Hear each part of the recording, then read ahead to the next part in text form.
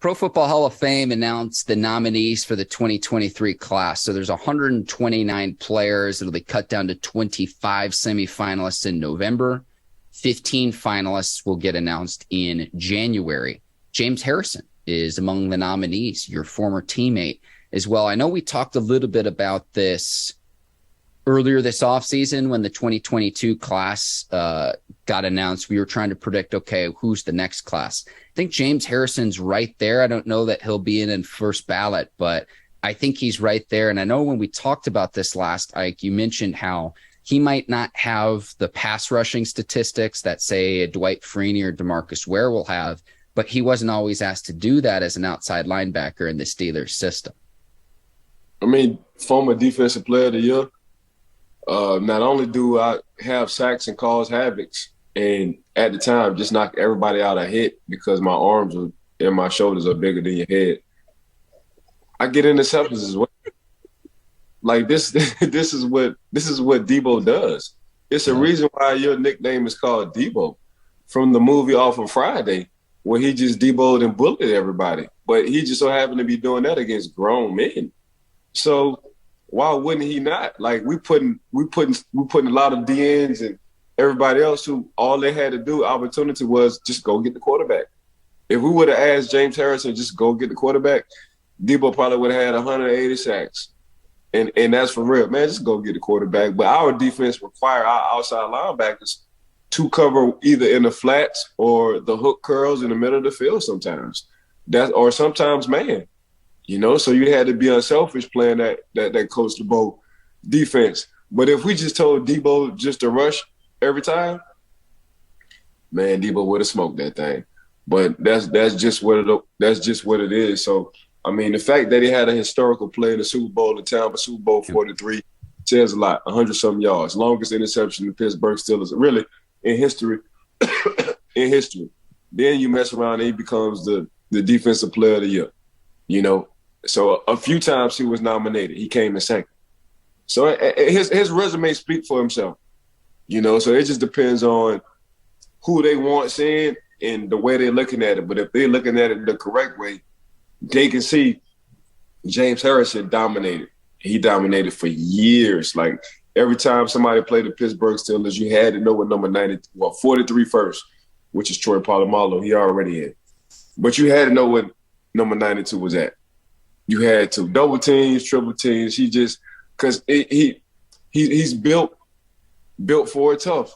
You know, 5'11", built to the ground, can get under anybody, had moves. He was so savvy. He was another savvy. You know, just because he was big and left the whole gym, man, he was very athletic. He can move. And that's something, you know, usually big guys don't have. They usually be very stiff. There's nothing stiff about James. James Harrison caught the interception at a time against Phillip Rivers when it was the San Diego Chargers and jumped over LaDainian Tomlinson. Mm-hmm. He been doing that. He been jumping over people. He displayed that first.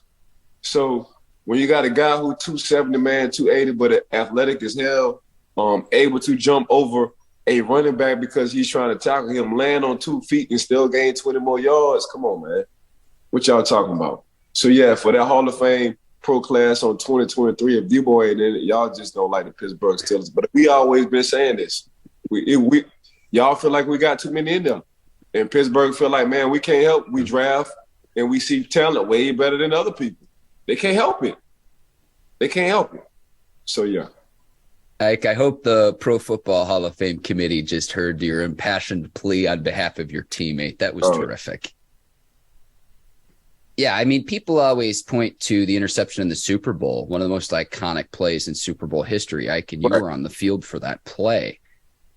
I always go back to with Harrison that I think it was a Monday night game against the Ravens way back in the day. And I think Steve McNair was the quarterback for the Ravens, if I'm not mistaken.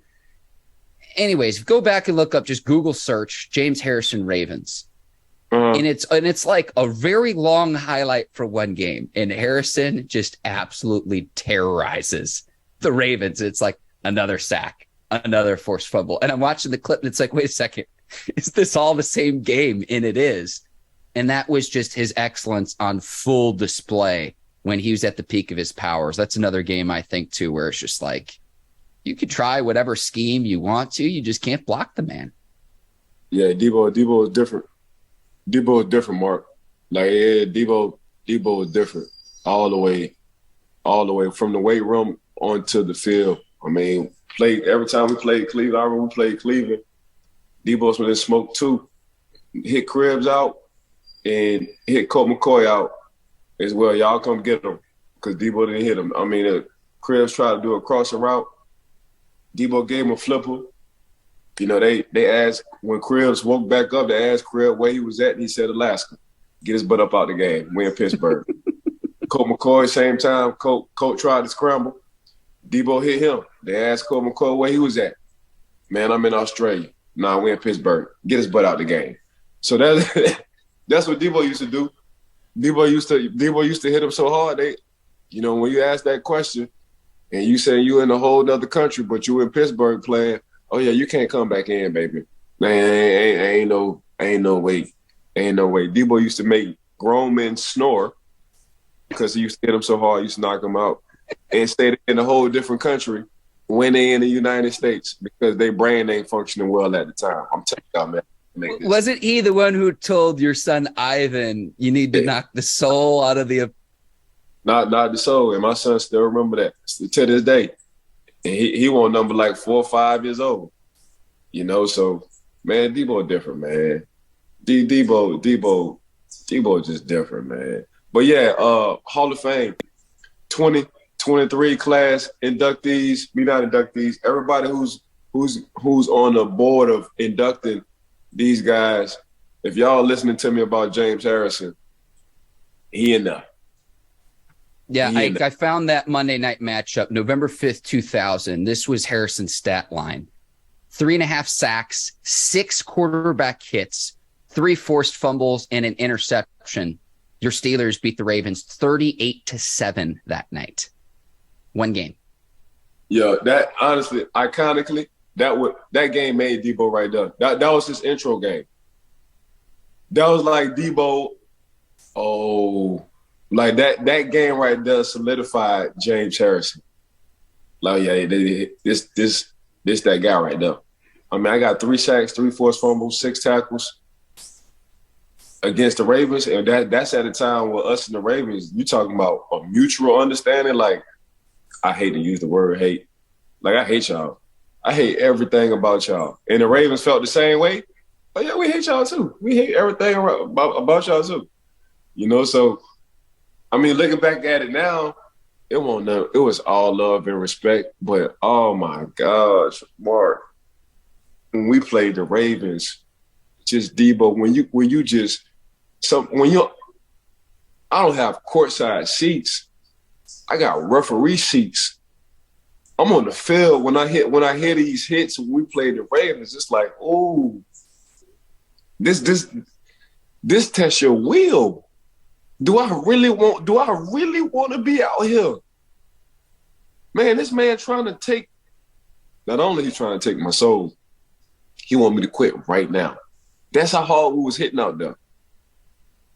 That's Mark, that's how hard we was hitting. People was playing outside their body. Just for that one game, we played them twice. For 2 games, you was playing outside your body. And mentally, you was exhausted for about 2 weeks. Because that was a Super Bowl for us, Mark. So if we wind up making it to the Super Bowl, we didn't play 3 Super Bowls already. The Ravens twice, plus the Super Bowl.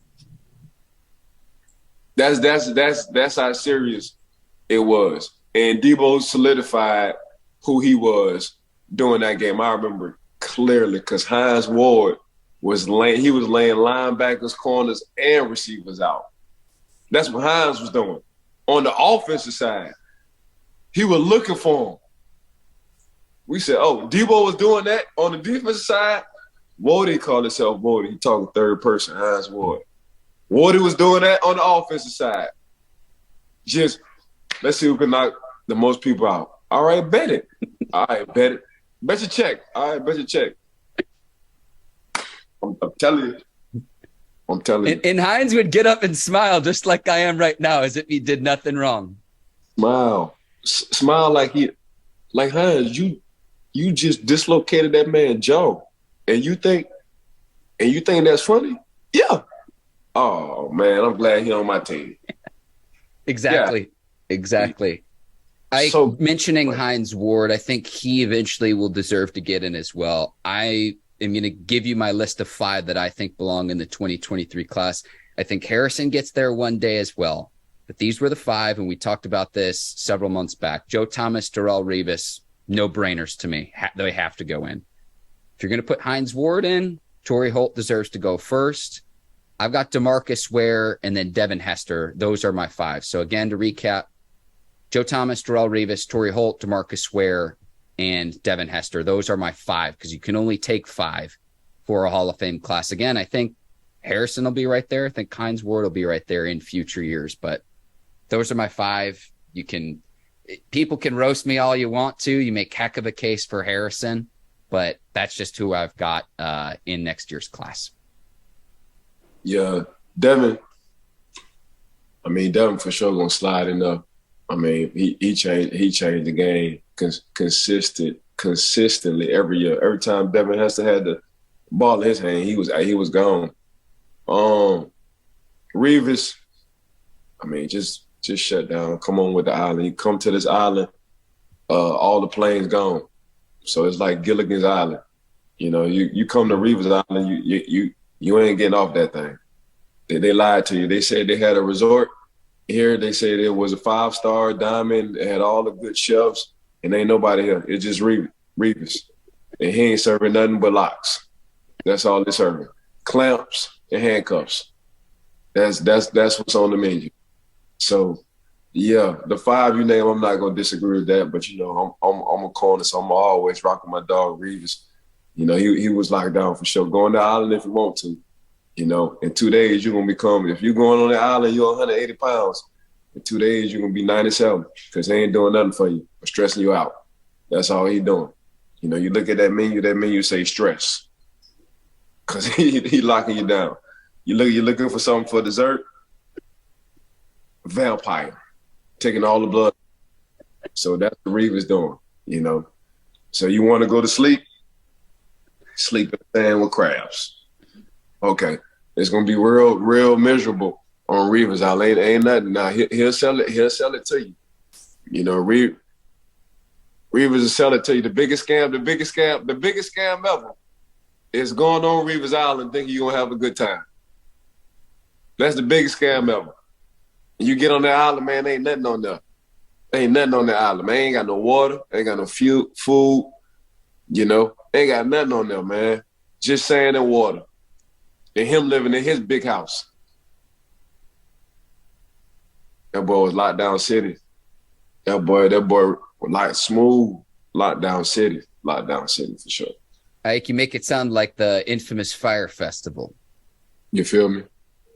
Yeah, where it's like you're promised this super exotic trip, and then once you're there, it's just like, oh man, this is desolate. Hey, dang, he lied. He lied to me. Hey man, y'all ever been to Revis Island? Man, Revis got somebody doing something on. Revis didn't lie to her because he had somebody. We looked on the computer, man. This trip looked extravagant. Yeah. And then when you get there, you're like, oh man. The list of 129, Ike, it's tough because I could make the case for like probably 60 different players who I could argue for to get in. It's tough. You only get 5. Right.